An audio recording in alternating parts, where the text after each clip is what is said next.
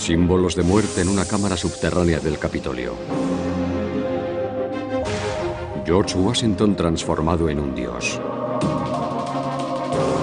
Monumentos representativos y sedes de poder de los Estados Unidos alineados con las estrellas en Washington, D.C. Investigaciones secretas del gobierno sobre el poder de la mente. El escritor Dan Brown ha causado un gran revuelo con estas y otras insinuaciones en su provocadora obra de ficción ambientada en Washington, D.C. Examinamos a continuación todos estos secretos y, separando realidad de ficción, nos aventuramos en busca del símbolo perdido.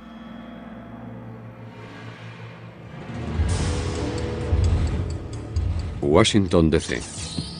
Una ciudad de secretos e intrigas. El perfecto telón de fondo para El símbolo perdido de Dan Brown. La novela nos lleva por las entrañas rara vez vistas de la ciudad y hurga en una misteriosa sociedad secreta. He leído esa obra fantástica, relatada con un gran detalle. Y no es más que eso, fantasía, pero es una obra destacada para los defensores de las teorías conspirativas y es evidente que Dan Brown bebe de esas mismas fuentes. Pero ¿nos está contando Brown la verdad o el Washington D.C. que nos presenta es un personaje de ficción más? Vamos a estudiar las páginas de El símbolo perdido para separar los hechos de la ficción. En el libro, el edificio del Capitolio de los Estados Unidos es la clave de un misterio que empieza a desvelarse. Es donde el protagonista de la novela, el profesor Robert Langdon, comienza su investigación y donde nosotros comenzamos nuestro examen. En el libro, Langdon dice a sus alumnos que el diseño del Capitolio hunde sus raíces en la sociedad secreta más antigua y extensa de los Estados Unidos, la francmasonería. Esto es un hecho. Un ilustre masón jugó un papel fundamental en su planificación, el primer presidente de los Estados Unidos, George Washington. En mi opinión, Washington merece más crédito del que se le concede en cuanto al trazado y aspecto de la ciudad de Washington. Él aprobó los planos, decidió qué planos se utilizarían, decidió que el edificio se construyera con piedra en lugar de ladrillo. Otro hecho que se menciona en el libro es que la ubicación del Capitolio fue sugerida por un francés, el urbanista mayor Pierre L'Enfant. Esto también es cierto. Yo creo que el plan original era eclipsar a Inglaterra en todos los aspectos, y se decidió que todo comenzara aquí. Pero francamente Washington D.C. era entonces nada más que plantaciones de tabaco. De hecho, a los diplomáticos británicos se les incentivaba con una asignación tropical adicional para que vinieran a servir aquí, porque se consideraba un destino poco deseable inicialmente. Cuando L'Enfant estaba allí intentando visualizar cómo sería la ciudad, describió esta colina como un pedestal en espera de un monumento. Y aunque L'Enfant no diseñó el Capitolio, sí eligió su ubicación, y Washington estuvo de acuerdo en que aquel era el lugar donde debía levantarse el Capitolio. En la novela, el profesor Langdon sorprende a sus alumnos al decirles que el presidente George Washington colocó la primera piedra del Capitolio en una ceremonia masónica tradicional. Una vez más, el dato es correcto.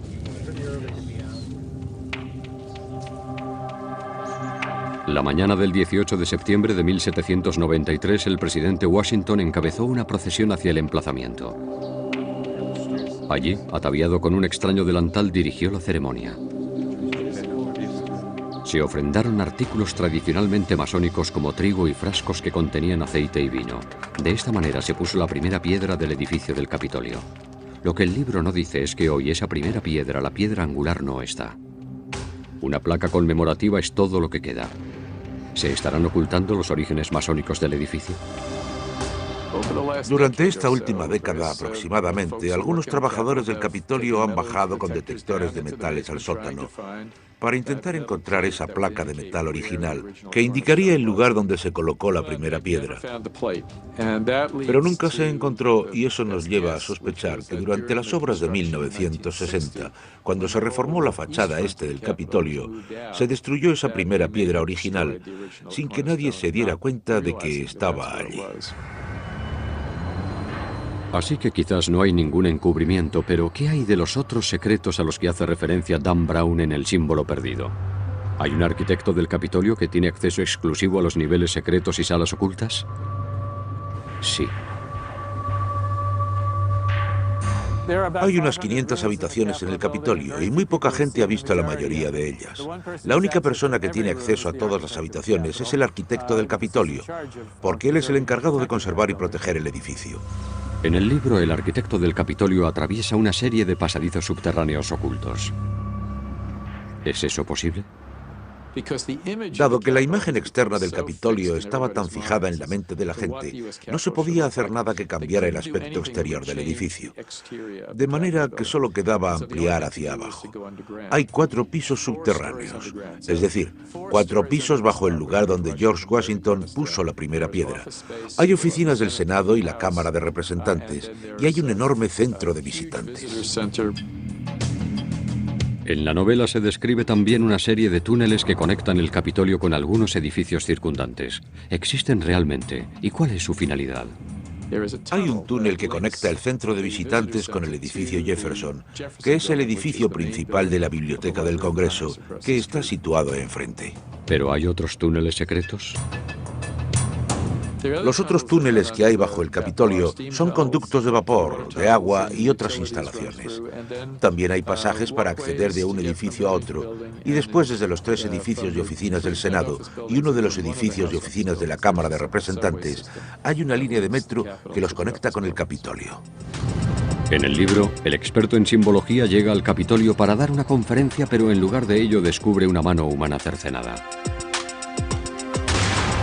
Landon describe cómo esta mano adornada con una serie de tatuajes simbólicos se asemeja a la legendaria mano de los misterios, una especie de invitación o clave para comprender la antigua sabiduría.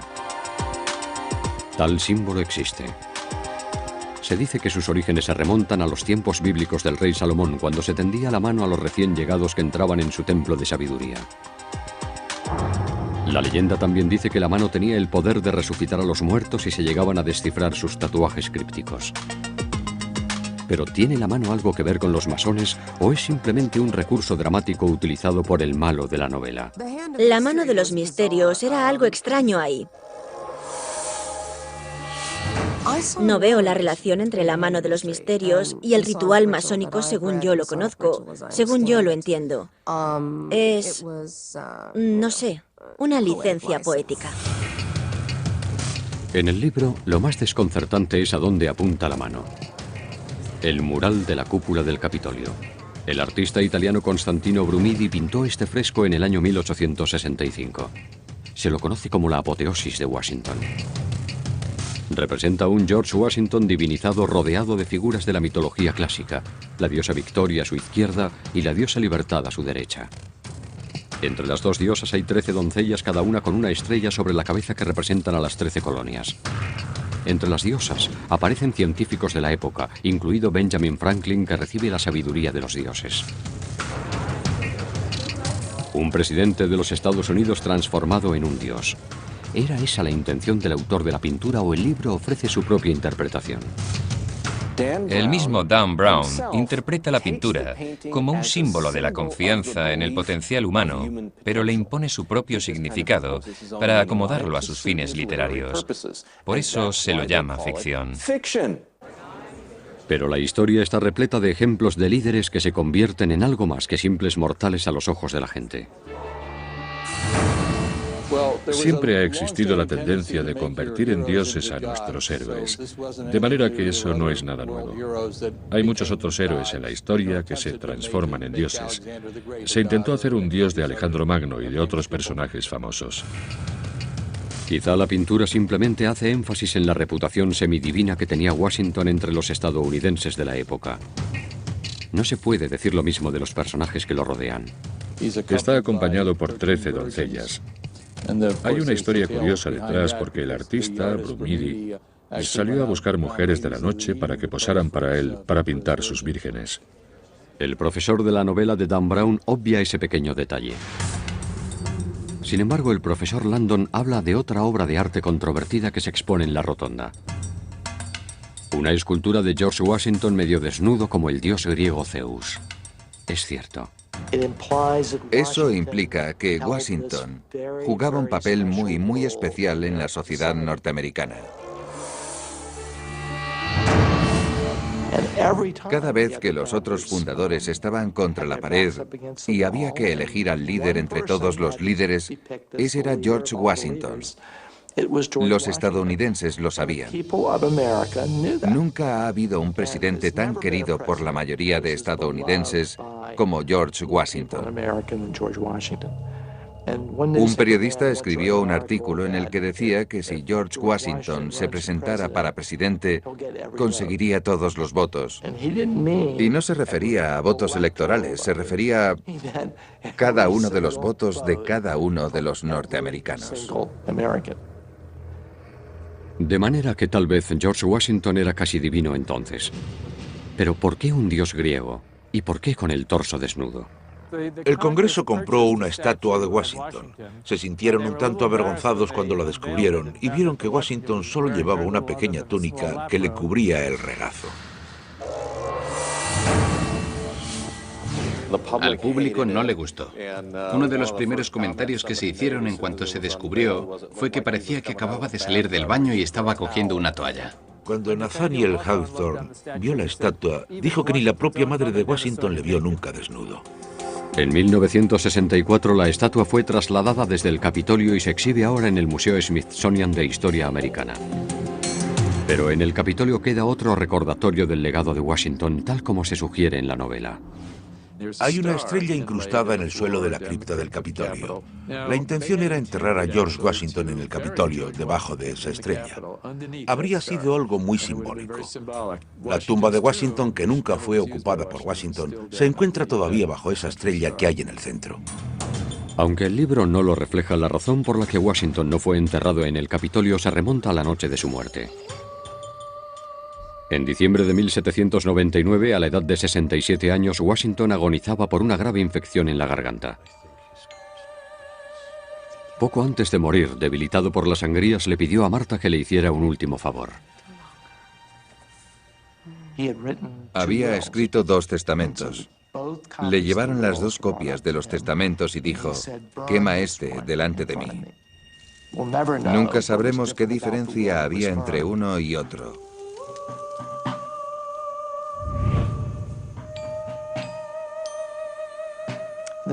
La nación estaba conmocionada.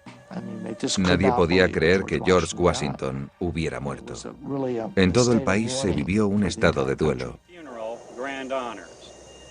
Fue enterrado en Monte Vernon, en una ceremonia masónica. Martha estaba tan afectada que no asistió al entierro. Hasta hoy en día hay opiniones enfrentadas sobre si Washington quería ser enterrado en el Capitolio o en Monte Vernon. Washington quería ser enterrado en su panteón en Monte Vernon. Esas fueron sus instrucciones. Eran claras y precisas.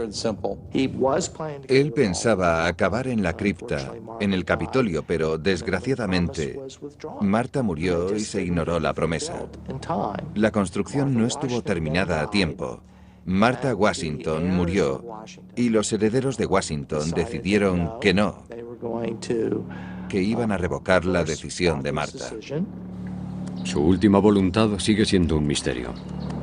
Puede que sus restos no reposen en el edificio del Capitolio, pero su influencia es todavía visible.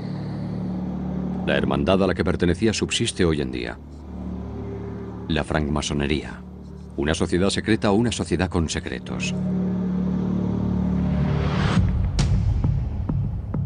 En El símbolo perdido, Dan Brown presenta a la masonería como la sociedad secreta más poderosa de la nación. Estamos en todas partes. Pocas organizaciones pueden presumir de tener 14 presidentes de la nación que han sido miembros. El libro describe una habitación masónica privada dentro del Capitolio. Se la llama la Cámara de Reflexión. ¿Es eso cierto? ¿Existe tal cámara? ¿O el libro ha exagerado la realidad para conseguir un efecto dramático? La cámara de reflexión es real. Por todo el mundo hay logias que las tienen.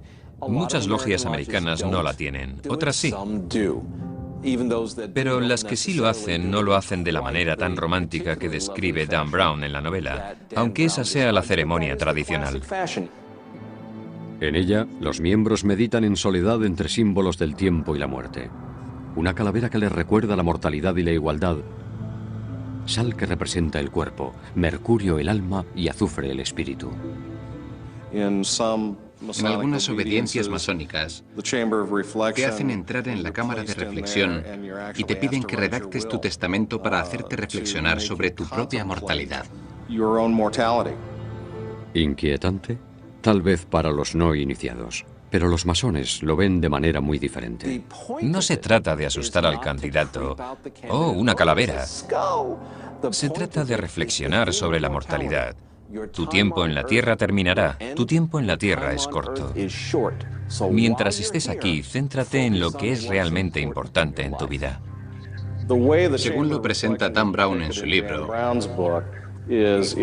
un masón podría tener una cámara de reflexión en alguna parte de su oficina o incluso en su propia casa. Esto no es así.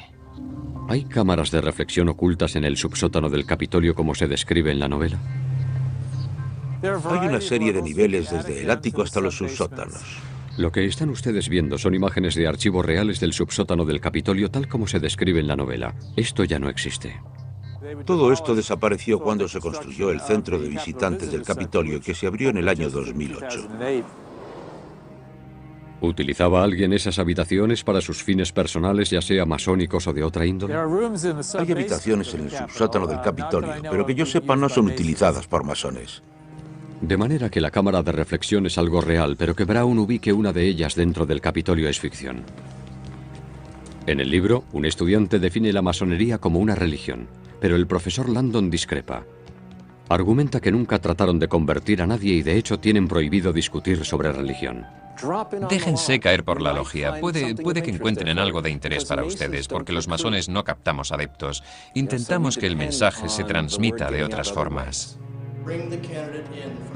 Además, al contrario de lo que afirma el villano de la novela de Brown, el dinero no te ayuda a subir de grado en la masonería. Funciona de la siguiente manera. Alguien se hace miembro regular de la masonería y pasa por los primeros 3 grados.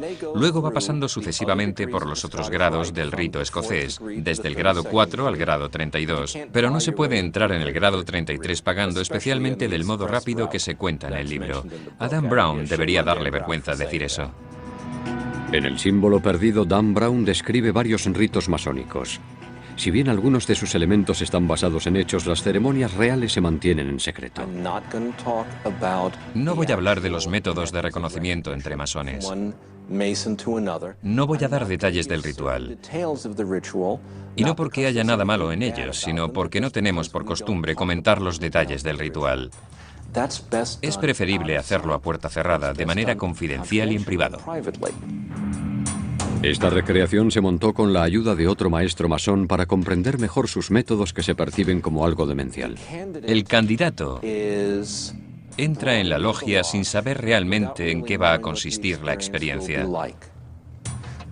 Al comienzo de la ceremonia, ni siquiera ve el local porque, conforme al ritual, se le vendan los ojos.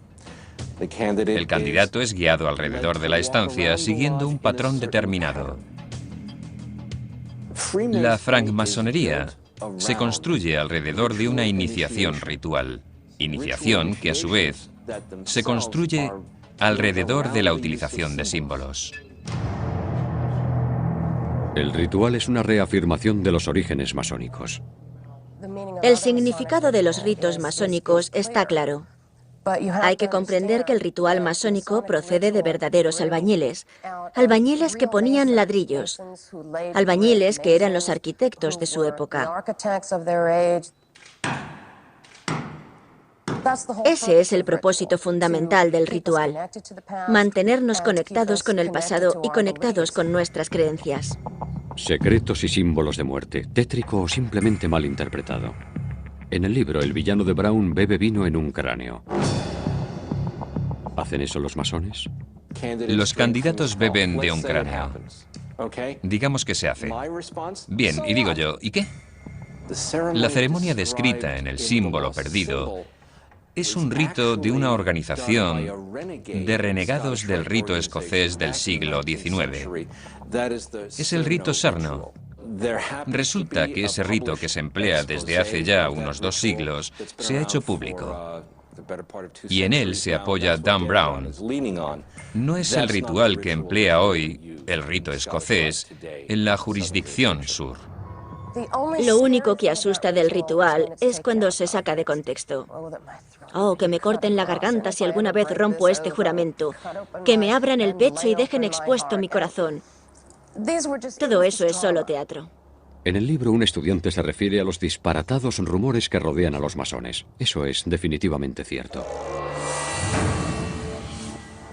Esa gente debe tener poder, debe tener mucha influencia, y la única razón por la que no vemos cómo ejercen su influencia es porque son muy buenos guardando secretos. Se les acusa de ser extraterrestres reptilianos. Creo que se les acusa de más cosas que a ningún otro grupo. Y creo que en parte el motivo es que el ritual se mantiene en secreto. Y parte del problema es que hasta muy recientemente los francmasones no han respondido a este tipo de acusaciones, lo que les convertía en el blanco perfecto. En el libro, un masón habla de la importancia de guardar sus secretos incluso bajo amenaza de muerte. Eso es cierto. En el siglo XXI, mantener la palabra dada es algo excepcional, ¿verdad?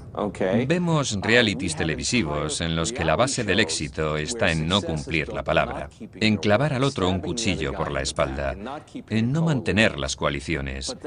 Pero así la sociedad no avanza, así no se construye la civilización. De manera que uno de los fines del secretismo masónico es que la persona aprenda a mantener su palabra incluso en cosas insignificantes, con la idea de que eso le formará para mantener su palabra en las cosas importantes. Y como queda reflejado en la novela, aunque los masones guarden gran cantidad de secretos, la masonería es una sociedad muy poco secreta. Como sociedad secreta, los masones hacemos un pésimo trabajo. Publicamos los horarios de nuestras reuniones en las puertas de los edificios con grandes letreros que dicen: los francmasones se reúnen hoy aquí. Muchos de nosotros llevamos anillos, insignias y muchas otras cosas que nos identifican como masones. Si somos una sociedad secreta, lo estamos haciendo francamente mal. Como hemos visto, el libro se toma sus libertades a la hora de hablar de los orígenes y los rituales masónicos. La interpretación que ofrece del celebrado paisaje de la ciudad revela una visión aún más oscura. ¿Washington DC planificada con relación a las estrellas? Símbolos paganos ocultos en las calles de la ciudad. Vamos a revelar la verdad que hay detrás de la ficción. El símbolo perdido de Dan Brown se centra en los barrios y lugares más emblemáticos de Washington, D.C. Desde el jardín botánico frente al Capitolio, donde un personaje destacado de la novela es llevado contra su voluntad, a los sistemas de cintas transportadoras de la Biblioteca del Congreso y las mansiones históricas de Kalorama Heights, donde el malo de la novela se desenvuelve. Tal vez Brown ambientó su thriller aquí para aprovecharse del carácter críptico excepcional de la ciudad. Miren el monumento a Washington. Es como la aguja de Cleopatra. Es un monumento de estilo egipcio que aparece en medio de Washington, D.C. El monumento es un obelisco que es un símbolo antiguo. Se remonta al tiempo de los egipcios.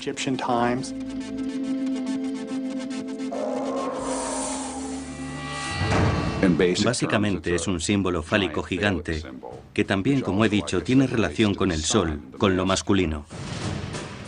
En el libro se afirma que el monumento a Washington tiene un remate de aluminio con la inscripción Laus Deo, Dios sea alabado en latín. Eso es cierto, pero nadie puede verlo. El extremo era este pequeño pedazo de aluminio. El aluminio era muy valioso cuando se terminó el monumento en 1886. Ahora, en esta época, sería como el oro. Brown también afirma que muchos de los padres fundadores practicaban el antiguo arte de la astrología. Eso es otro hecho. Benjamin Franklin era astrólogo. En el almanaque del pobre Richard se pueden ver sus predicciones, ya sea del tipo atmosférico o sobre personas y cosas así. Thomas Jefferson, en su biblioteca, tenía libros de astrología. El dato es cierto. Los padres fundadores contemplaban la astrología como una conexión entre lo terrenal y lo celestial. También es correcto cuando afirma que las colocaciones de las piedras angulares del monumento a Washington, la Casa Blanca y el Capitolio se programaron para coincidir bajo el mismo signo astrológico, Virgo, aunque se colocaron en diferentes años. En astrología se considera un tiempo propicio para acometer nuevas empresas.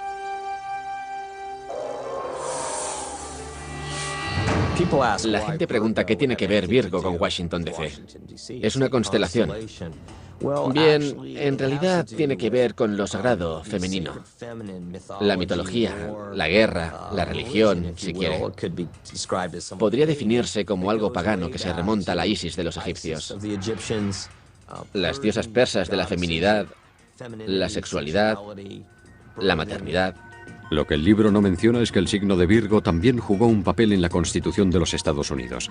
Mayor evidencia de que los padres fundadores acudían a la astrología para tomar decisiones importantes. Virgo tiene una gran influencia en los Estados Unidos de América. Nuestra Constitución, 17 de septiembre, ¿verdad? Si se fijan en fechas importantes, descubrirán que Virgo está presente. Si se alinean las estrellas del firmamento con cosas que hay en la Tierra, habrá armonía espiritual y se conseguirán grandes cosas. Bajo la guía de los maestros masones George Washington y Benjamin Franklin, el perito Pierre L'Enfant diseñó la ciudad como se afirma en el libro.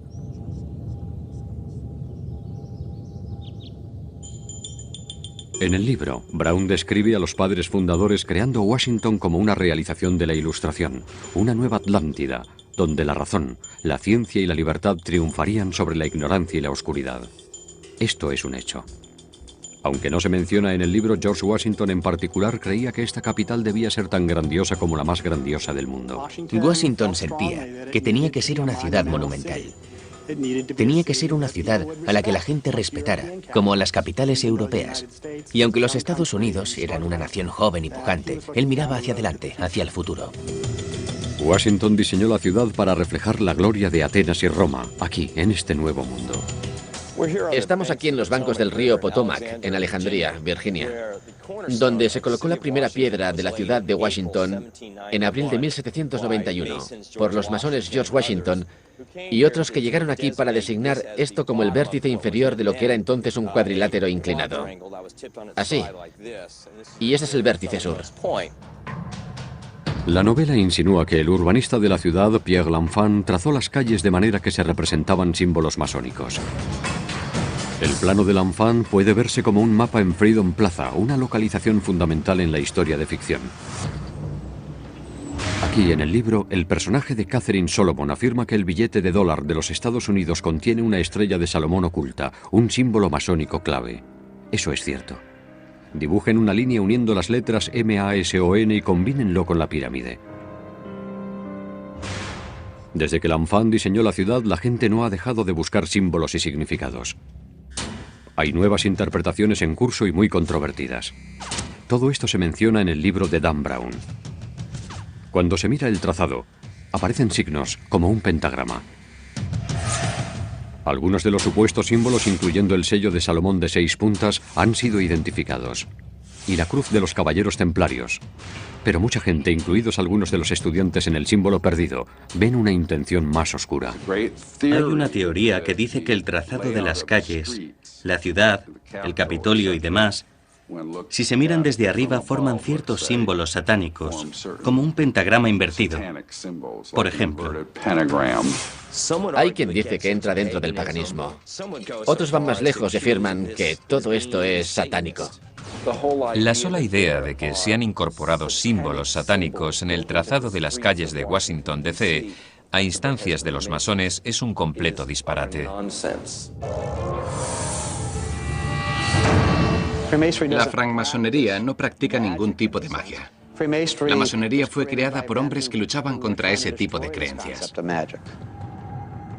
El libro también habla de las teorías conspirativas que ven una simbología siniestra en el gran sello de los Estados Unidos. En el reverso hay una pirámide inacabada de 13 niveles de piedras. En el anverso aparecen 13 estrellas dispuestas en forma de hexagrama. Para algunos esos son símbolos masónicos con significado satánico. Otra vez el 13. Quiero insistir en esto. No es un símbolo satánico, no es nada negativo. En realidad se simbolizan los 13 estados que fundaron esta nación. Los padres fundadores buscaron símbolos que representaran la durabilidad de la nación. La pirámide simboliza fuerza y duración, algo que permanece para siempre. Otro símbolo supuestamente sospechoso es el ojo que todo lo ve, situado encima de la pirámide. Se presenta como un icono siniestro en el intento del villano por exponer los secretos de la hermandad. Para los masones, sin embargo, esto representa el ojo de Dios, un recordatorio de que Él siempre está observando sus pensamientos y sus actos. No hay nada satánico, no hay nada necesariamente pagano europeo en el ojo que todo lo ve. Siempre ha sido un arquetipo universal del sol, o el sol y la luna, durante siglos. Era realmente una declaración positiva. El ojo dentro del triángulo básicamente quería decir, estamos fundando esto bajo la protección de Dios. Es una gran declaración. Los teóricos de la conspiración cuestionan estas ideas sobre el Gran Sello. Pero lo cierto es que los masones no están detrás del ojo o la pirámide en el Gran Sello. De los 3 comités del Congreso y las 14 personas que estuvieron involucradas en el diseño del Gran Sello, solo una de ellas era un francmasón, y ese era Benjamin Franklin. Y ellos detestaban sus ideas. Le decían que sus ideas eran estúpidas. Como bien afirma el experto en simbología de la Universidad de Harvard, de la novela de Brown, estas imágenes son símbolos universales que aparecen en muchas culturas y no forman parte de la masonería. No hay nada demoníaco en sus símbolos, sus templos. Ellos solo quieren libertad. Quieren la separación de la Iglesia y el Estado. Quieren la libertad de culto. El libro se ha tomado ciertas libertades al hablar de los símbolos y rituales masónicos, pero va incluso más allá con su enfoque de una nueva ciencia muy controvertida. En la novela de Dan Brown, El símbolo perdido, la científica Catherine Solomon tiene un laboratorio ultramoderno aquí en el centro de apoyo del Museo Smithsonian en Silver Hill, en Maryland. En estas instalaciones, que ocupan más de 46.000 metros cuadrados, se almacenan millones de objetos y especímenes. Pero aquí no hay ningún departamento de noética. Esa parte de la novela, incluida la científica, es solo ficción. Pero sí hay un instituto de ciencias no éticas al otro lado del país, en las colinas del norte de California. Aquí los investigadores realizan estudios sobre las posibilidades de la mente humana. Y el equivalente de la científica de la novela en el mundo real es Marilyn Schlitz. A través de la historia y en todas las culturas ha habido personas que decían tener la capacidad de, utilizando la mente, la conciencia, influir en el mundo físico. Lo que hemos hecho es desarrollar una serie de experimentos para estudiar ese tipo de afirmaciones en un laboratorio bajo condiciones científicas controladas. Aunque Dan Brown nunca visitó el instituto, su personaje de ficción realiza experimentos similares. El experimento de la intención, por ejemplo, trata de determinar si una persona que mira a otra que se encuentra en otro lugar puede afectar a su salud física. El sujeto es conectado a un encefalógrafo en una sala de aislamiento especial forrada con plomo. Muy parecido al cubo de aislamiento utilizado en el laboratorio ficticio de la novela de Dan Brown, esta habitación está insonorizada y aislada de forma que ninguna onda de radio puede penetrarla, así que no es posible hacer trampa. La imagen en la pantalla va cambiando aleatoriamente entre tomas en directo del sujeto y del espectador. Cada vez que aparece la imagen del sujeto, el espectador intenta enviar pensamientos de afecto y consuelo. Así funciona básicamente el experimento. Lo que intentamos averiguar es si es cierto o no que cuando se centra la atención en una persona distante, su fisiología se despierta. Más o menos como si oyera su nombre susurrado, por ejemplo.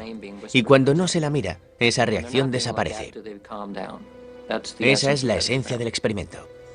El sujeto desconoce cuándo su imagen aparece en la pantalla, de manera que no puede tratarse de una reacción a un estímulo físico.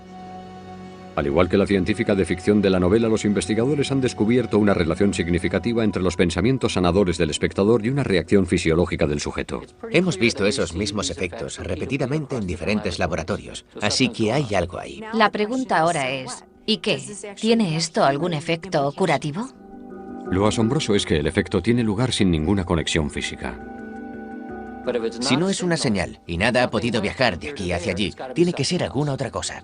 De manera que hasta ahora la única explicación que tenemos es que nuestras ideas del modo en que se conecta el espacio entre esas dos personas no son del todo correctas.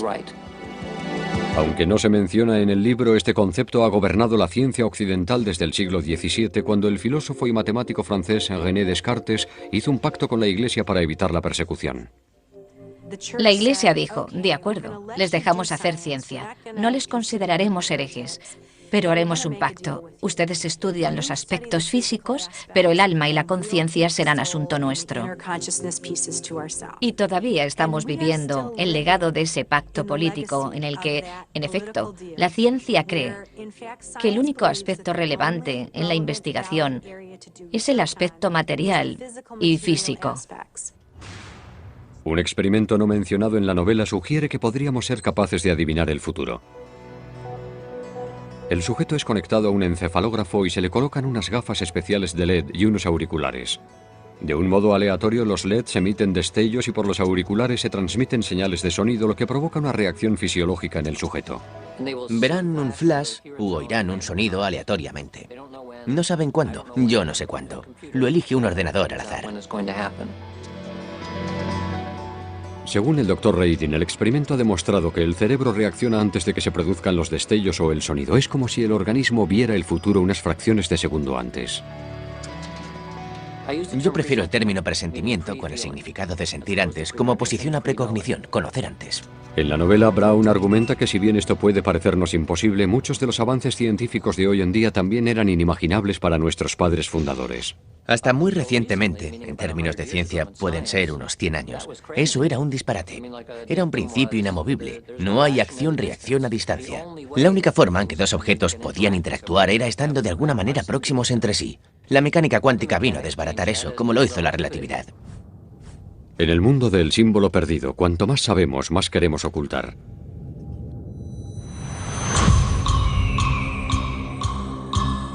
En un momento crítico de la novela, la vida de un personaje principal pende de un hilo.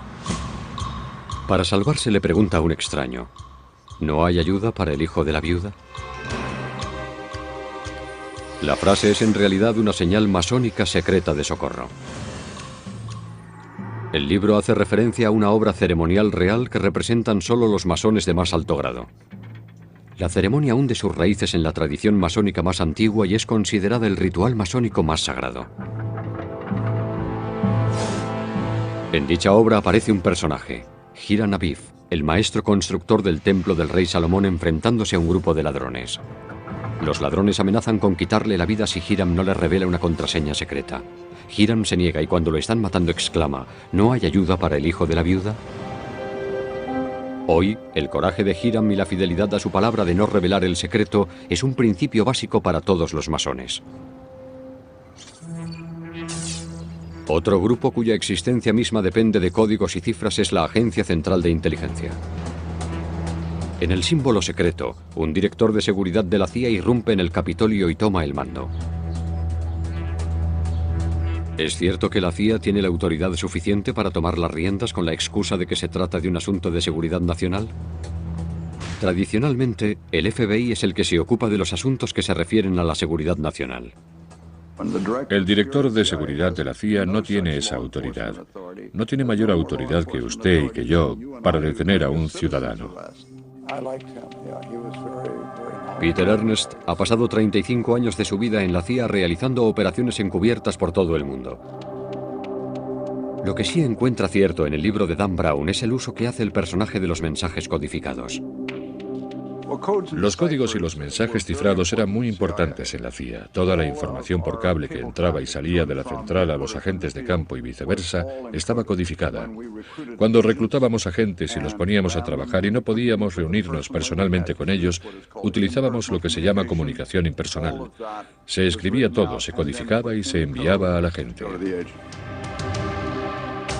Los agentes y los oficiales de inteligencia de la vida real también se comunican utilizando teléfonos seguros.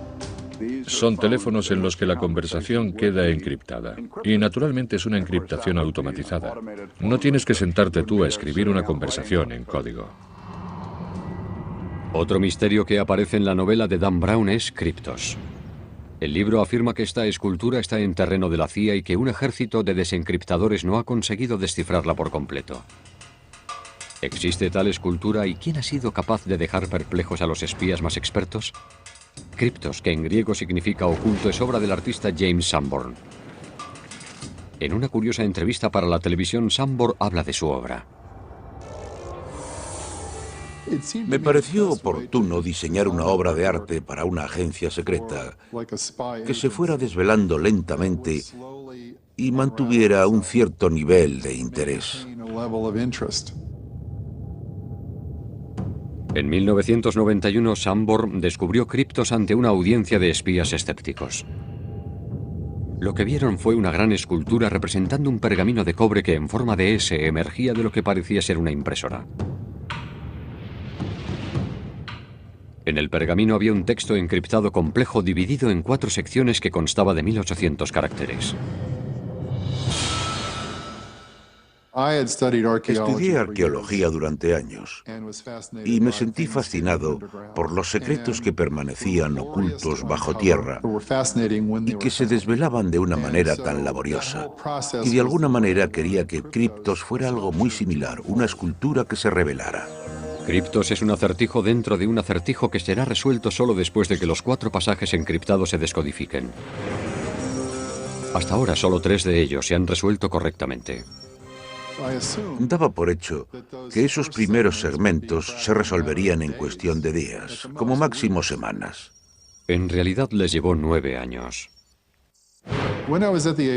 Estaba en la agencia hablando con un contratista y me dijo, ¿sabes que cuando todo estuvo terminado, vinieron aquí con radares de neutrones que penetran en el terreno y un montón de artilugios radioactivos para inspeccionar la zona?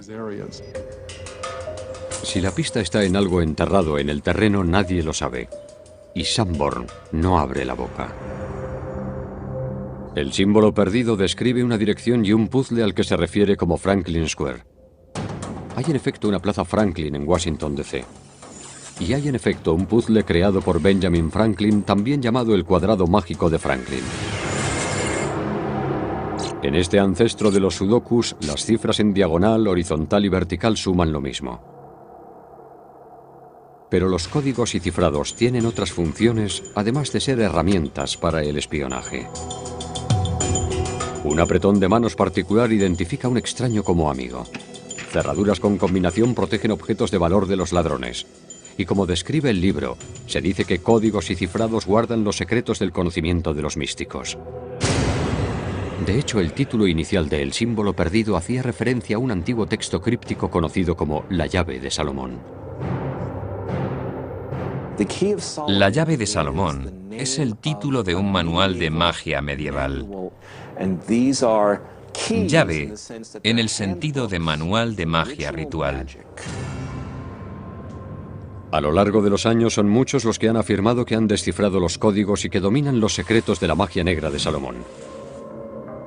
En el libro de Dan Brown, el villano está inspirado en Aleister Crowley, un hombre que afirmaba haber descifrado los secretos de la llave de Salomón. Este hombre existió. Aleister Crowley, una de las figuras más famosas de la magia ritual del siglo XX, está descrito muy fielmente. El propósito básicamente es obtener poder. Su deseo, su objetivo, es convertirse en un dios oscuro que domine a los demonios. Es lo que él quiere conseguir con el poder, que espera, le será otorgado por su observancia ritual.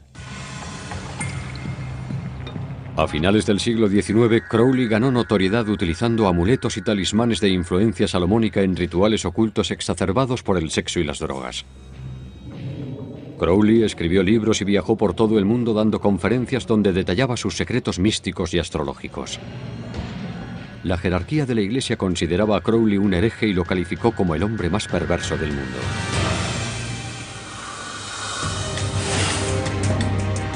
Los rituales de magia negra son solo uno de los pasajes oscuros en el símbolo perdido de Dan Brown.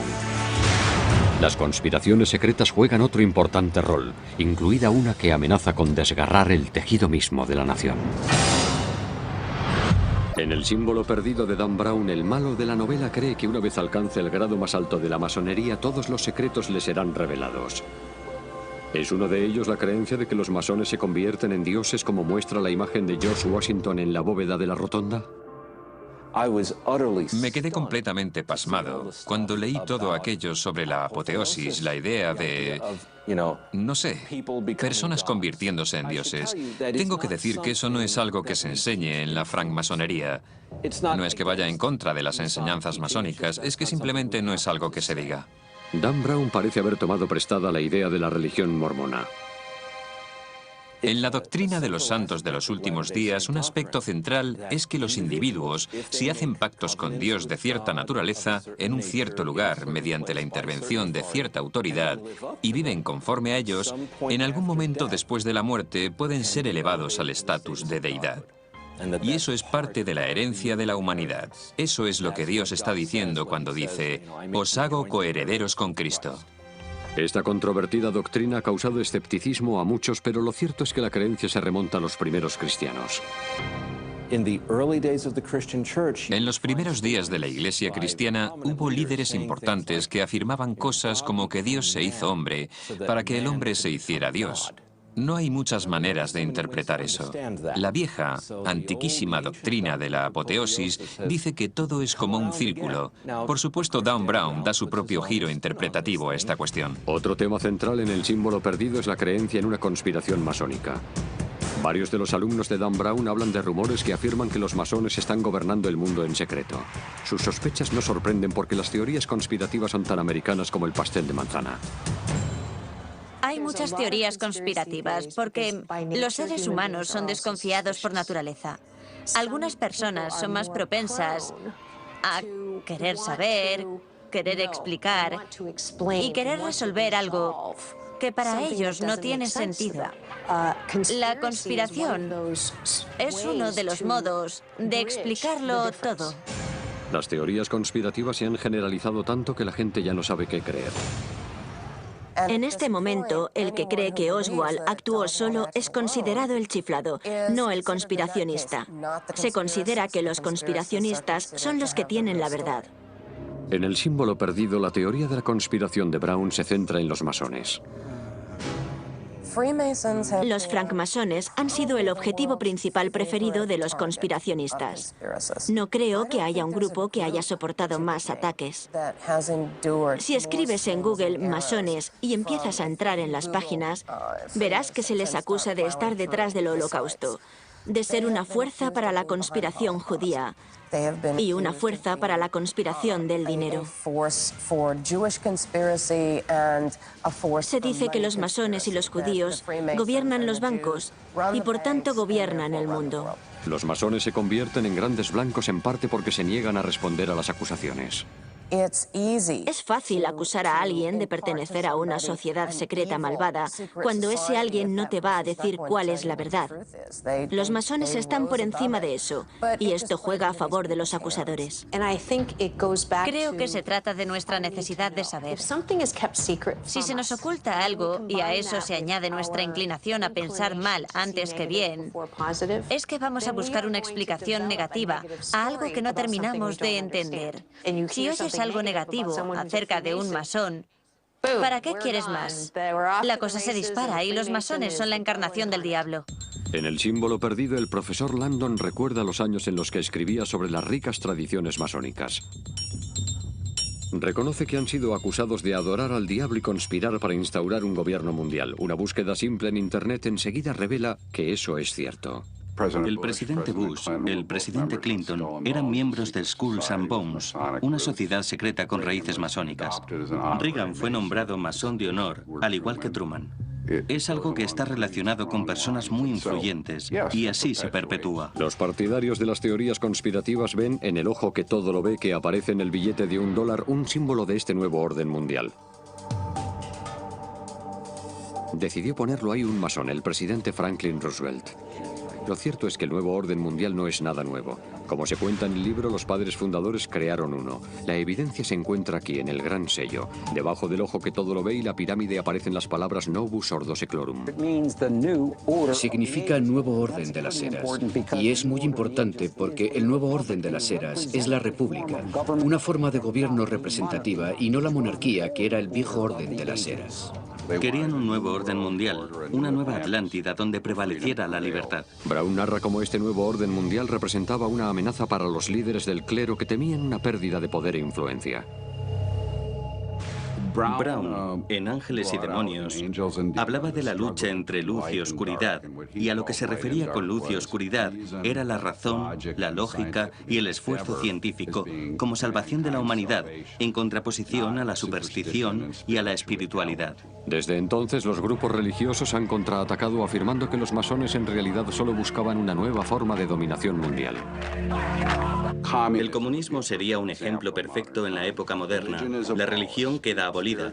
La espiritualidad es vista como una superstición. El Gran Hermano y el gobierno cuidarán de nosotros desde la cuna hasta la tumba. En la hermandad se bromea diciendo que a ver cuándo organizamos el Fish and Chips para discutir el plan de dominación mundial. No vamos a apoderarnos del mundo.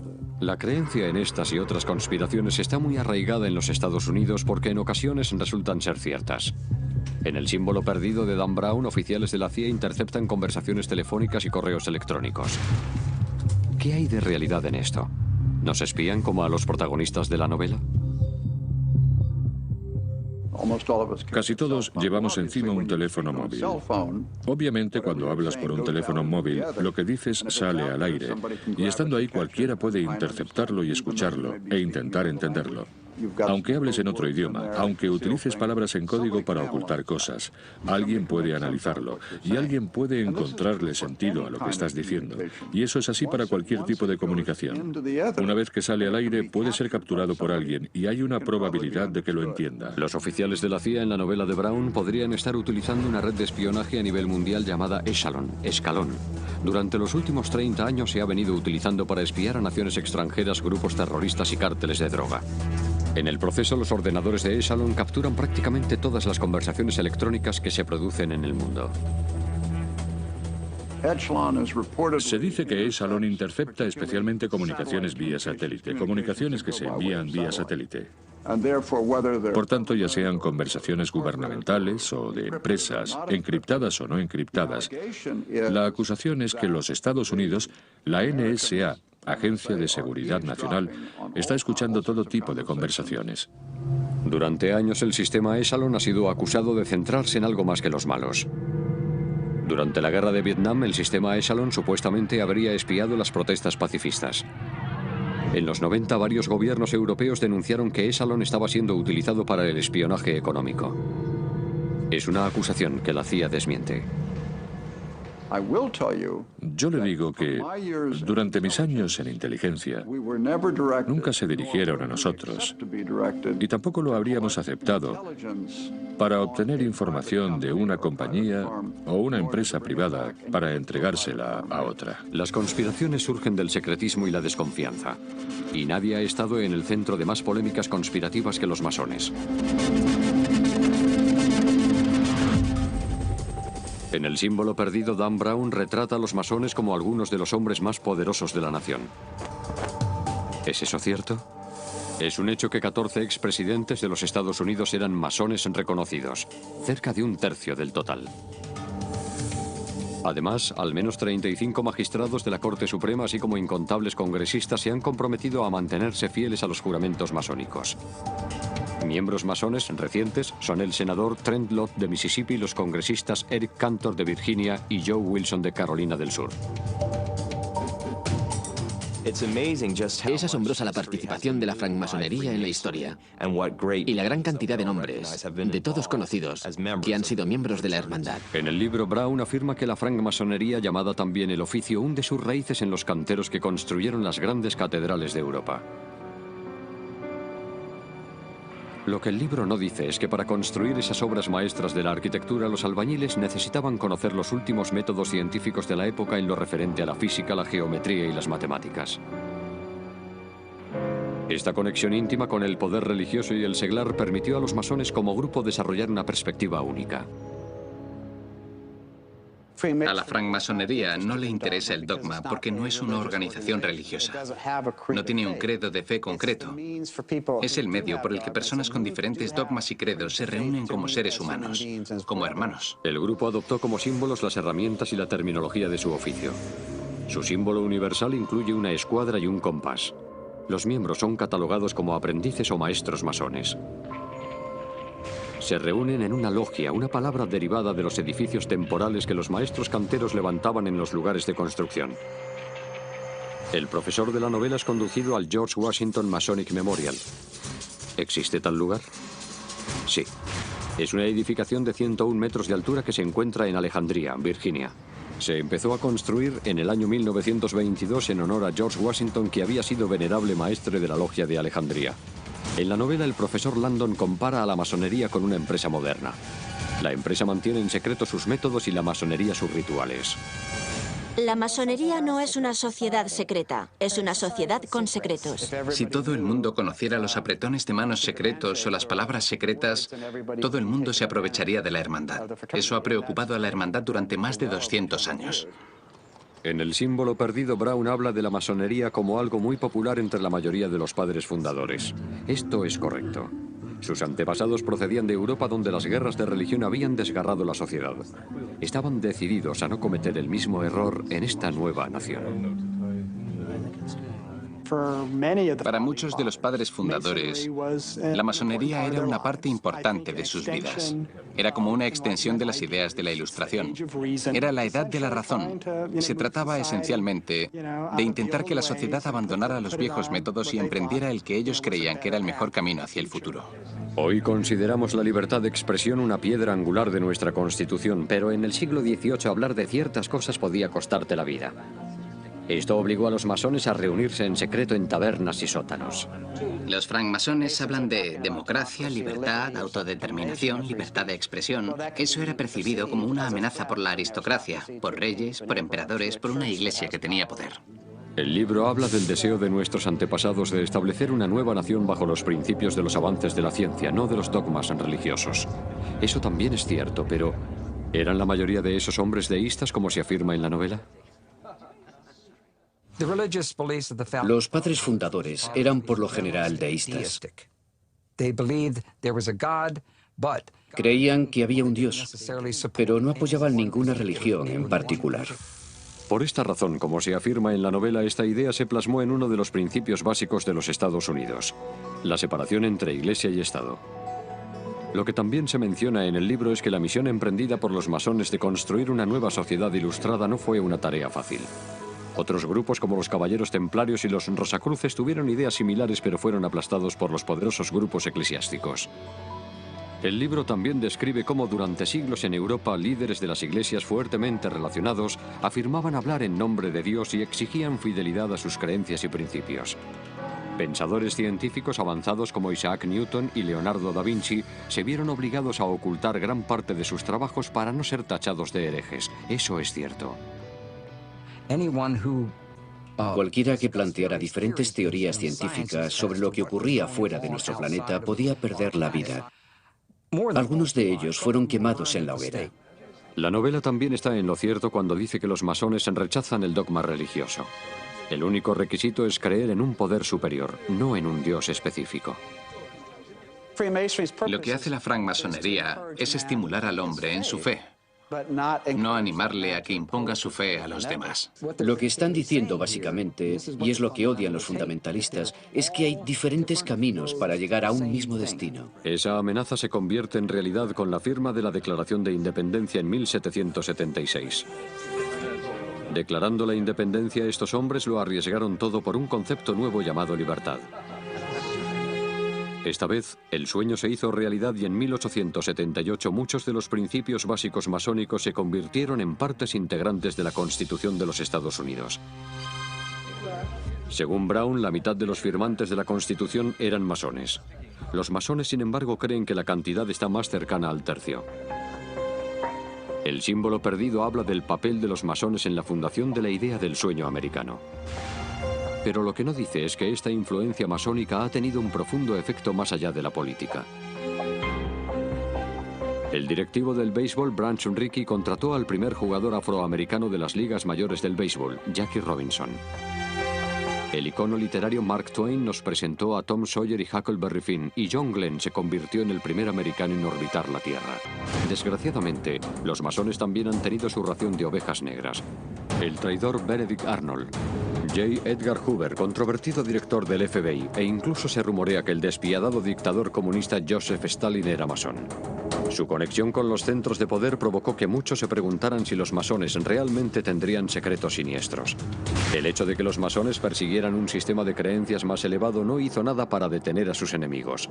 La batalla entre la luz y la oscuridad estaba a punto de comenzar.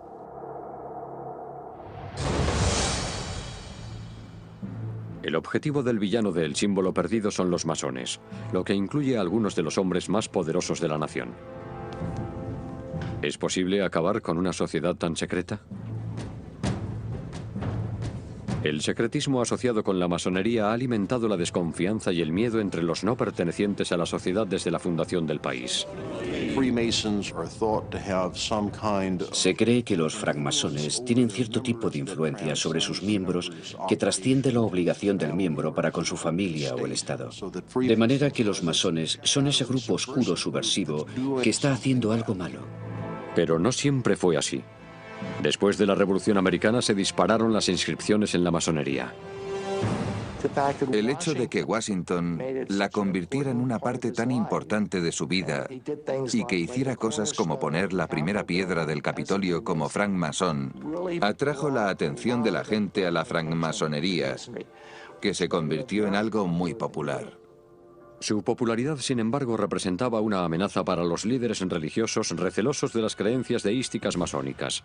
En el libro, Dan Brown escribe sobre cómo la gente desarrolló una percepción deformada de la masonería. Eso es cierto. Durante años, una batería de acusaciones avivó los temores de muchos no masones que se preguntaban qué ocurría realmente dentro de los templos masónicos. El villano de la novela actúa movido por esa desconfianza. Todo lo secreto genera desconfianza, especialmente en una república donde se afirma que todos somos iguales y en la que como estadounidenses siempre hemos defendido la transparencia. Por eso la masonería ha despertado tantas suspicacias. Lo que el libro no explica es que esas desconfianzas estallaron en 1826 con la desaparición de un masón descontento muy conocido llamado William Morgan. Este es uno de los puntos en los que Dan Brown utiliza un dato histórico como inspiración para trasladarlo al mundo actual. Cuando Morgan anunció que estaba escribiendo un libro donde exponía los secretos de los masones, supuestamente varios masones organizaron su secuestro. Desapareció. Supuestamente lo asesinaron, es muy probable. Nadie volvió a saber nada de él. Finalmente, 3 masones fueron sentenciados, pero recibieron condenas mínimas. Se produjo algo parecido a un pánico nacional contra la masonería. Se quemaron logias. Los masones fueron ridiculizados. Algunos incluso recibieron palizas en la calle. La membresía cayó en picado en algunos lugares hasta perder a todos sus miembros. En los años 1830 se creó el partido antimasónico que presentó como candidato a un ex fiscal general de los Estados Unidos, William Wirt. Wirt se enfrentó al masón Andrew Jackson y perdió. Pronto se convirtió en una anécdota en la historia. Pero más de un siglo y medio después, William Wirt volvió a ocupar los titulares. Alguien entró en la cripta de Wirt y se llevó su calavera. No se supo nada más del asunto hasta que casi 30 años después un informante anónimo afirmó estar en posesión de la calavera. El informante anónimo colgó y no volvimos a saber nada hasta un año después. La siguiente llamada que recibimos en relación con William Wirt la realizó el concejal de Washington, D.C., Jim Graham, que nos informó de que le habían entregado la calavera y le habían pedido que se asegurara de devolverla al lugar al que pertenecía. Nunca se descubrió con qué finalidad se había robado la calavera de Wirt. Tal vez fuera utilizada en rituales extraños, tal vez se trató simplemente de una gamberrada de estudiantes.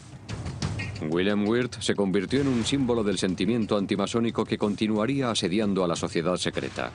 Pero durante ese tiempo un nuevo grupo masónico conseguiría el poder, el rito escocés, el mismo grupo que se retrata en El símbolo perdido de Dan Brown.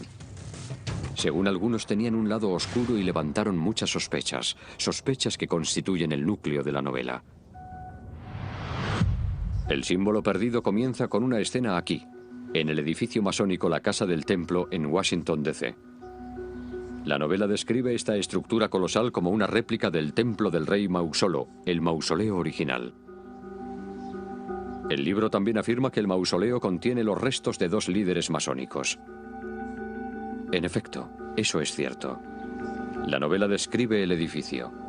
2 esfinges de 17 toneladas, columnas gigantescas de 10 metros y una enorme puerta de bronce. La novela también dice que sobre el enorme altar del templo hay una claraboya. En realidad, estas descripciones son exactas. Esta es la sede del grupo masónico más poderoso de la nación, la jurisdicción sur del rito escocés. En el símbolo perdido, el profesor Langdon se encuentra cara a cara con este busto de Albert Pike, un hombre al que muchos consideran la persona más famosa de la que menos se ha hablado.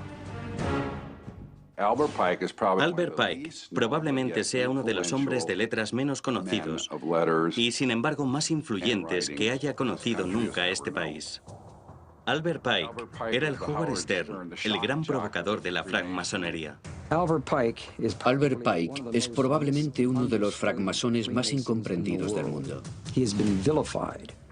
Ha sido vilipendiado muchas veces por individuos que son fundamentalistas. Lo que en la novela no se menciona es que Albert Pike es uno de los hombres enterrados en el interior del templo. ¿Pero por qué? ¿Por qué los masones guardarían los restos de alguien tan vilipendiado en su templo? Realmente es una figura oscura. Yo suelo referirme a él como un Francis Bacon oscuro. Era un hombre enorme. Medía más de 1,80 m. Pesaba unos 100 kilos.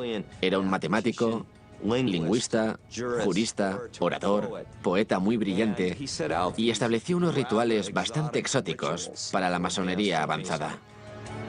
Junto a George Washington, Albert Pike es considerado uno de los masones más influyentes de todos los tiempos. Después de los movimientos antimasónicos de los años 20 y 30 del siglo XIX, Albert Pike, casi sin ayuda, rejuveneció a los masones. Revisó y reorganizó los rituales masónicos y preparó una vista general de sus principios fundamentales en su libro aparecido en el 1871, Moral y Dogma. Como cabeza del rito escocés en Washington, la influencia de Pike se extendió por todo el gobierno federal. Tenía una red asombrosa de personas a su entera disposición. Estaba muy bien conectado con el Capitolio. Era querido por muchos y temido por muchos otros al mismo tiempo. Estas conexiones masónicas demostraron ser muy útiles para Pike a raíz de un grave escándalo. Durante la Guerra Civil, Pike fue acusado de crímenes de guerra mientras servía como general de brigada en el ejército de los Confederados, pero después de la guerra fue perdonado. El presidente Andrew Johnson le concedió el perdón formal en Washington, D.C. durante una ceremonia ritual masónica. Pike devolvió el favor haciendo a Andrew Johnson masón de alto rango del rito escocés. A menudo se dice que Johnson concedió el perdón a Pike porque era un subordinado del gran comendador. Hubo otros rumores. Como Brown menciona en su novela, los masones han sido acusados de muchas supuestas conspiraciones. Una de ellas involucraba a Pike como líder de un grupo secesionista sureño clandestino conocido como los Caballeros del Círculo Dorado. La idea era oponerse al poder y la influencia de los Estados Unidos en Norteamérica por todos los medios posibles, derrocando al gobierno en 1860, dividiendo al país y provocando la guerra civil. Después de la Guerra Civil, otros rumores vincularon a Pike con un grupo aún más controvertido, el Ku Klux Klan. En mi opinión, esos individuos son los mayores fabuladores de los que he tenido noticia. Y me molesta mucho que hagan afirmaciones como que Pike era miembro, uno de los miembros fundadores que crearon el Ku Klux Klan. Mentiras. Los ataques contra Pike continuaron aún después de su muerte.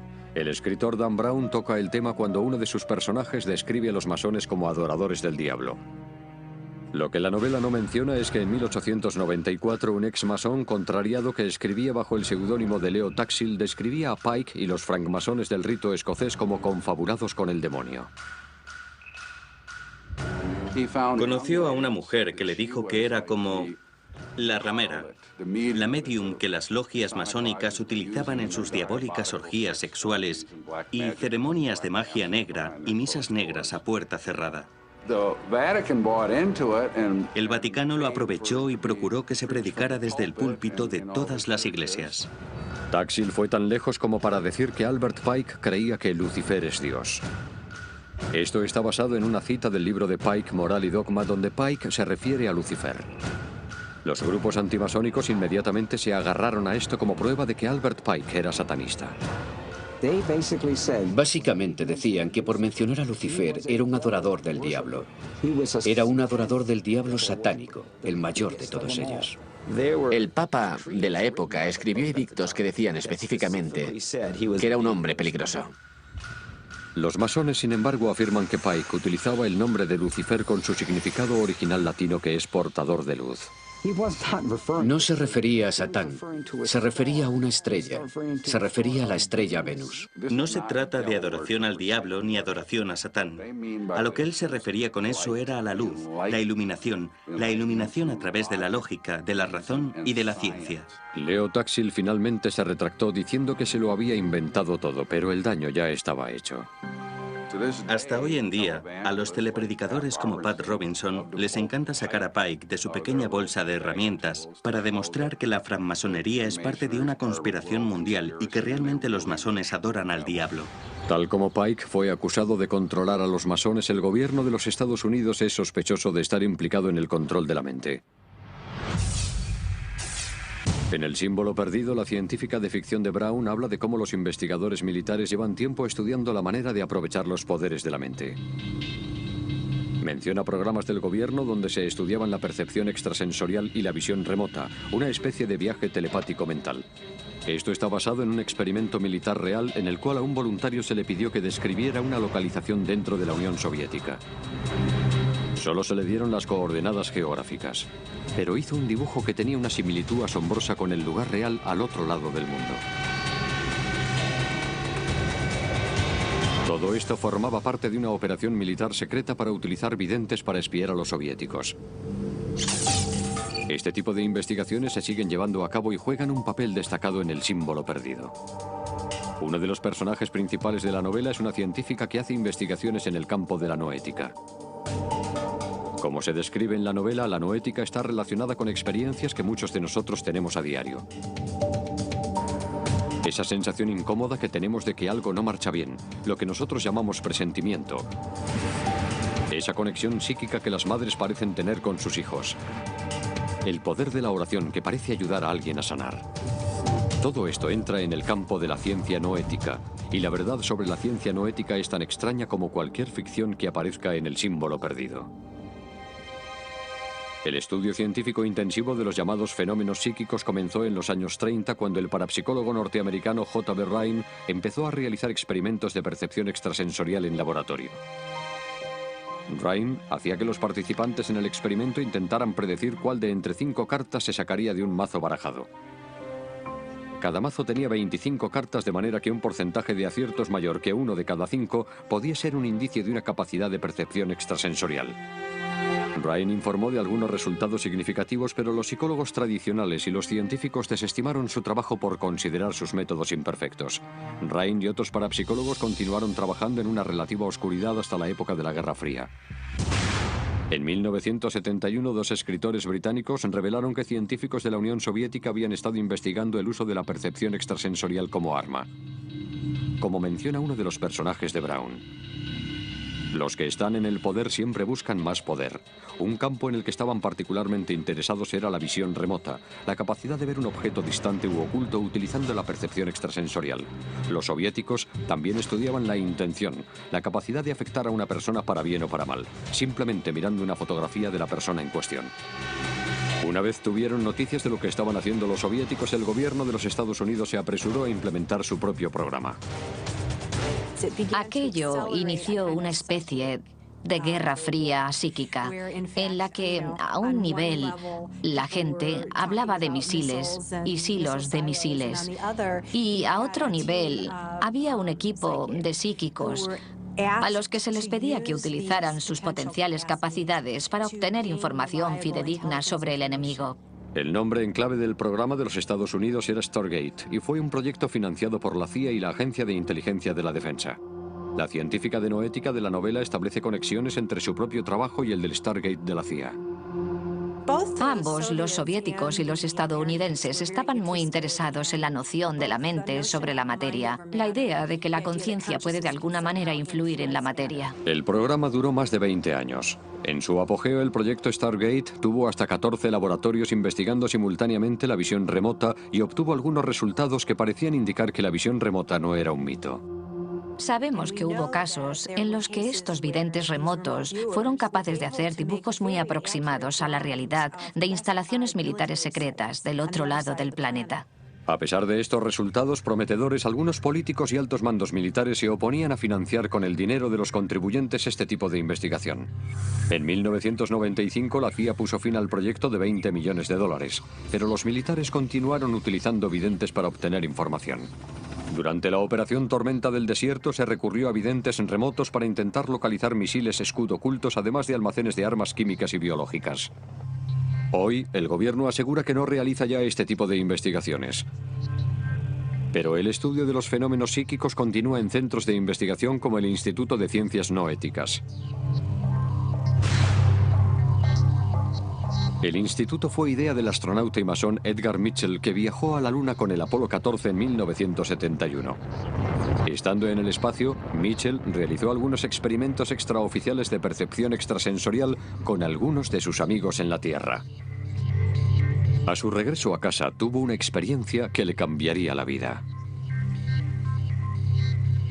Edgar básicamente tuvo una revelación durante su regreso de la Luna.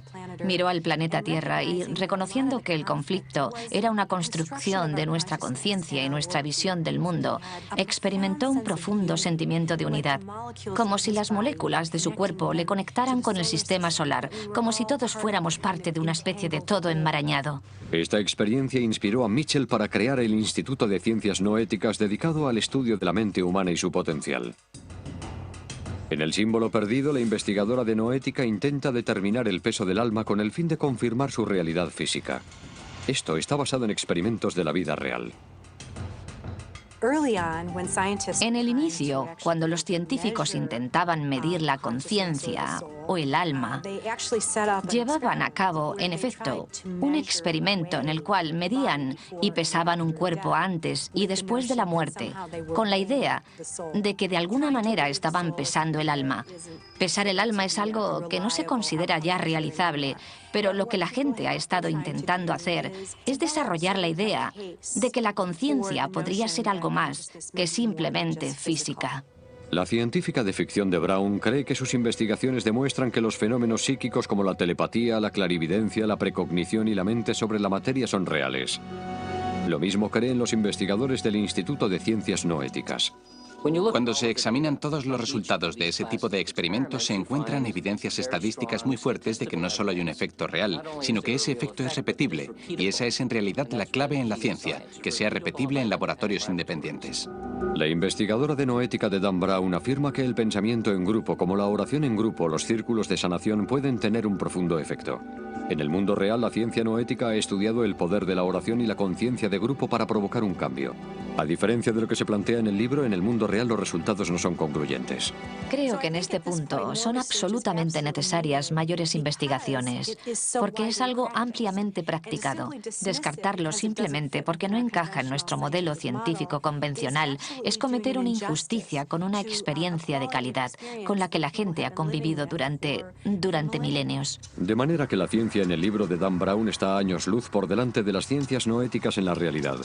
¿En qué más la realidad no coincide con la ficción? Como hemos visto, Dan Brown ambienta su novela de suspense en un mundo de hechos y de posibilidades.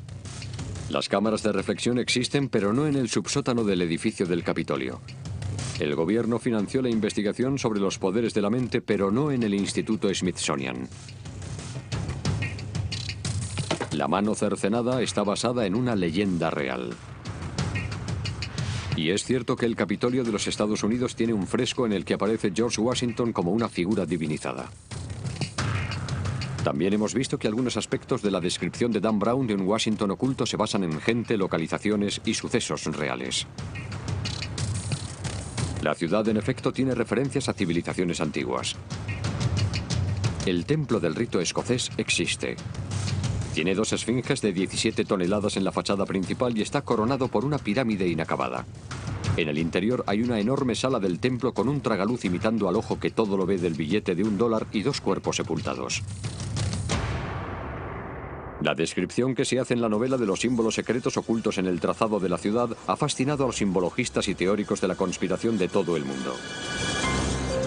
La primera piedra del monumento a Washington en efecto contiene una Biblia, y las palabras latinas Laus Deo, que significan Dios sea alabado, están grabadas en el remate de aluminio del monumento. La afirmación que se hace en el libro de que los padres fundadores de los Estados Unidos creían en la astrología es cierta. La Casa Blanca, el Capitolio y el monumento a Washington están alineados con las estrellas y sus primeras piedras fueron colocadas bajo el mismo signo astrológico, Virgo. Y la Catedral Nacional contiene 10 piedras del monte Sinaí, una pequeña roca lunar y una gárgola con el rostro de Darth Vader. También sabemos que la masonería es una organización real y que su naturaleza secreta ha generado una gran controversia. Pero también es cierto que el libro oscurece muchos de sus símbolos y rituales. Un ejemplo de esto es el uso que se hace en la novela del Fénix bicéfalo. El símbolo masónico real es el águila bicéfala. Otro secreto masónico al que se alude pero no se describe en la novela es la cadena de la unión. Este ritual simboliza la unión de mente, espíritu y cuerpo a través del universo, la transformación del uno en el todos. Esta ceremonia utiliza el poder de la conciencia grupal para provocar un cambio. Cuando se tienen un número de personas centradas en un ritual específico, un ritual que han visto ejecutar quizás cientos de veces antes, uno esperaría, desde la perspectiva de la ciencia noética, ver algún tipo de cambio efectuado. Y ese es realmente el gran fondo religioso de esta novela, la idea de que la apoteosis es posible. ¿Por qué Dan Brown cautiva tanto a sus lectores con historias de códigos y claves? Tal vez sea porque a lo largo de la historia acontecimientos mundiales han cambiado a causa de mensajes secretos. Secretos que se mantuvieron y secretos que no.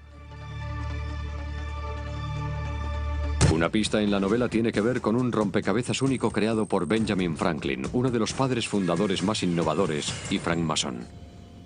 Benjamin Franklin era un hombre único. Es un hombre que sin ayuda ninguna inventó importantes instituciones sociales, como las bibliotecas públicas y el servicio postal en las colonias. Que escribió convincentemente sobre filosofía política. Era editor y publicó documentos muy importantes, y también era científico en una época en la que la ciencia apenas empezaba a encontrar su lugar. Supongo que no debería sorprenderme que también se dedicara a las matemáticas recreativas, como en el caso del cuadrado de Franklin, de orden 8. Crear un cuadrado mágico no es nada fácil, y sin embargo hizo una pequeña industria casera de ello. Pueden encontrar el cuadrado de Franklin de orden 8 en uno de sus almanaques, creo. Es decir, estamos hablando de un genio polifacético y un hombre de Estado. Aunque no se menciona en el libro, la carrera de George Washington estuvo a punto de ser arruinada por una conspiración secreta. Durante la guerra, el general americano Benedict Arnold estuvo a punto de provocar él solo la derrota colaborando con agentes británicos. Su plan fue descubierto solo cuando las fuerzas americanas capturaron a un oficial británico que portaba una nota codificada con una clave y tinta invisible. En el libro, Dan Brown escribe sobre la leyenda de la pirámide masónica y su papel en la protección de los misterios antiguos. Brown dice en El símbolo perdido que los masones son los últimos guardianes de los antiguos misterios. Y eso es parcialmente cierto. Las tradiciones de la francmasonería proceden de muchas diferentes fuentes. Entre esas fuentes se incluyen los influyentes escritos de grandes pensadores como Isaac Newton y Francis Bacon, así como libros sagrados como la Biblia, el Corán y el Bhagavad Gita. Esto es algo en lo que Dan Brown está históricamente bastante acertado. Hubo una serie de religiones misteriosas en Grecia, en Roma, en Egipto, Pero, ¿cuáles eran las creencias de esas religiones misteriosas? No pretendo hacer un chiste, pero es un misterio. En El símbolo perdido, Brown habla del inmenso poder de la Biblia de transformar para mejor, pero también advierte del peligro de interpretar literalmente su prosa críptica. Los padres fundadores insistieron en la separación de Iglesia y Estado. Por la misma razón, los masones ponen tanto empeño en eliminar todo dogma religioso de sus rituales y creencias. La novela cuenta que Thomas Jefferson llegó incluso a reeditar la Biblia para eliminar cualquier interpretación. Y eso es rigurosamente cierto. Le llevó 16 años. Lo que hizo fue coger la Biblia y sacar línea tras línea todo lo que dijo Jesús. Jefferson dijo, en esto quiero centrarme, en lo que dijo Jesús, no en todos esos intérpretes. En lo que El símbolo perdido se equivoca, sin embargo, es cuando afirma que la Biblia de Jefferson se entregaba a todos los nuevos miembros del Congreso durante la primera mitad del siglo XIX. Eso ocurrió en el siglo XX. Un tema importante en El símbolo perdido es la idea de la transformación. El villano de la novela de Brown utiliza los tatuajes como una declaración de poder.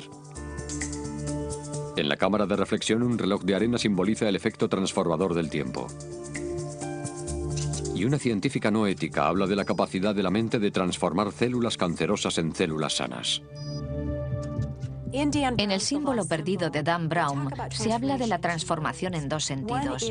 Uno es una especie de fanatismo que es muy excluyente y que a la larga conduce a una consecuencia negativa. Se puede pensar en la Alemania nazi como un movimiento de transformación. Y por otra parte, si observamos las tradiciones espirituales y de sabiduría del mundo, vemos que esos tipos de transformaciones pueden conducir a un florecimiento de nuestro potencial humano. Tal como El símbolo perdido ilustra, los padres fundadores comprendieron ese vínculo con el pasado. Juntos forjaron una nación, una nueva Roma, que incorporaba esas creencias. Hay algo que une a todos los masones: la búsqueda de la luz.